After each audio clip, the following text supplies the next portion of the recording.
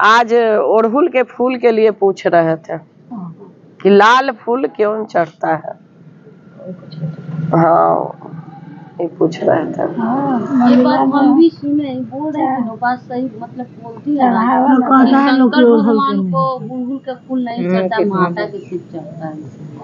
अड़हुल के फूल जिनके ज्यादा दुश्मन हो गए, जो जान रहे हैं, उनको चढ़ाने से दुश्मन कम होते हैं, इसीलिए फूल चढ़ता है। हर फूल का राज है, हर फूल का राज है। ऐसा नहीं है, दुश्मन कम होने के लिए ये फूल चढ़ाते हैं अड़हुल के फूल, उससे दुश्मन कम होते हैं। कैसे आग के फूल से शोहरत बढ़ती है, बढ़ती है, अगस्त के फूल से मान सम्मान बढ़ता है, तो उसी तरह से ये फूल का भी है। और ये क्या कौन फूल है, कनैल के फूल चढ़ाने से रोग कष्ट दूर होता है। जिसको आपके जैसे पैर में कष्ट है तो कनैल का फूल चढ़ाइए, इससे रोग कष्ट दूर होता है। हर फूल चढ़ाने का, चावल चढ़ाने का अपना महत्व है भगवान को। फल चढ़ाने का अपना महत्व है कि कौन से फल चढ़ाने से क्या फल प्राप्त होता है, ये सब अपना महत्व है। अगर आप चाहिएगा कि मतलब अच्छा फल चढ़ाएं तो अच्छा फल प्राप्त होगा।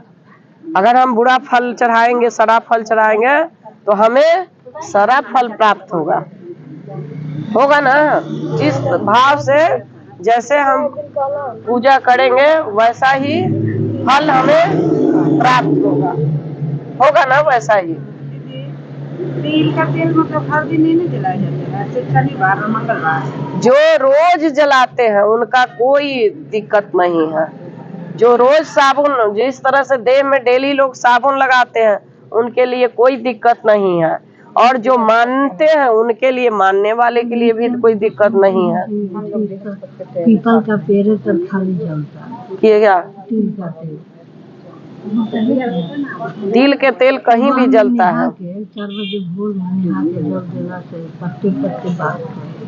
पीपल के पेड़ में हमेशा वास रहता है भगवान का। जिसको ऐसा नहीं है, जब भी टाइम मिले पीपल में जल दे सकते हैं। और फूटला पता नहीं, भगवान हमेशा पीपल में बसते हैं। माता सीता का आशीर्वाद है।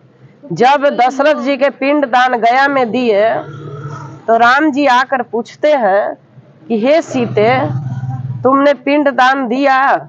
तो हर ने झूठ बोल दिया, पशु पक्षी गंगा मैया तक झूठ बोल दिए थे। तो वही सीता मैया श्राप दी कि कलयुग में तुम सूख जाओगी गंगा जी के। गाय जब झूठ बोली तो गाय को बोले कि कलयुग में तुम गंदा माने खाओगी, गंध खाओगी, गंदा खाओगी गाय को। और कोई मतलब उनको जब नहीं दिया तो सिर्फ पीपल ही आके बोले कि प्रभु सीता माता ने पिंडदान ससुर को दिया है। तो पीपल को आशीर्वाद दिए कि तुम्हारे पत्ते पत्ते में देवी देवता सब भगवान का वास होगा, और तुम्हें जो नर नारी पूजा करेंगे उनको भी फल प्राप्त होगा। पीपल को माता जी का आशीर्वाद है।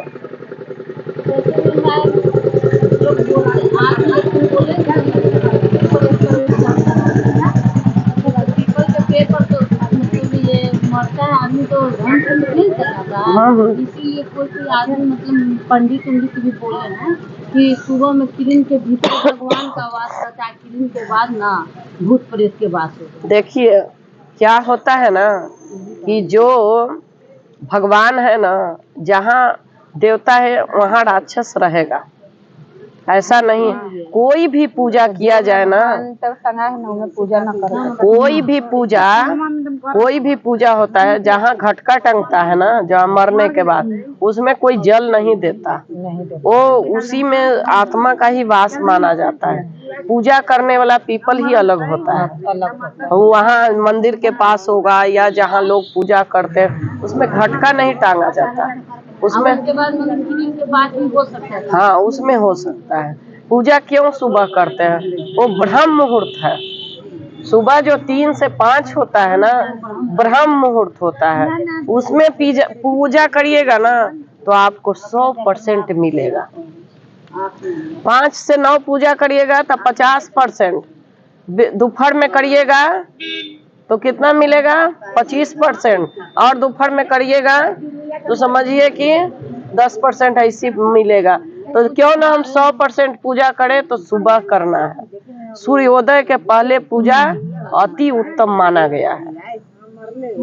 जिससे नहीं बनता वो सुबह उठ के नहीं नहा पाता, वो बेड पर भी बैठ के भगवान का नाम ले सकता है, वो भी एक पूजा ही माना जाता है। जैसे कोई बुजुर्ग हो गया, या जो जैसे ये उठी सुबह बच्चा का नाश्ता बनाना है, खाना बनाना है, उस टाइम भी भगवान के नाम लिया जा सकता है, वो भी वही 100% मिलता है। पूजा का जो सुबह हम काम करते हैं ना, जो महिलाएं काम करती है, वो सुबह का पूजा के समय जो भगवान का नाम लेते हैं, वो भी हमें 100% मिलता है। क्यों मिलता है कि आप कर्म कर रहे हैं, कर्म कर रहे हैं ना, और उसके बाद हम भगवान का नाम भी जप ले रहे हैं। तो जब नाम जपते हैं तो हमारा शरीर, मन, आत्मा कहाँ लग गया? ईश्वर में, और शरीर जो हाथ है वो काम कर रहा है, कर्म कर रहा है, तो दोनों मिल गया तो आओ 100 से ऊपर % प्राप्त होता है। और अन्न, और जो बच्चा अन्न खा रहा है उसके घर में तो कोई कभी कमी ही नहीं होगा।